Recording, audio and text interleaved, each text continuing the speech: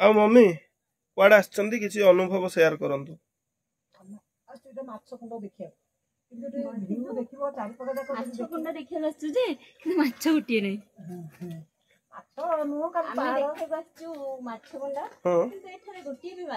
आसतु मु आपन को जाँल माछ देखी बड़ ठारू आरंभ करी छोट पर्यंत छोट ठारू आरंभ करी बड़ पर्यंत। So this viewpoint is really wonderful and eye catching. ये व्यू पॉइंट को मोबाइल रे कैप्चर करिया आखि रे देखिया को बेसी इच्छा होची।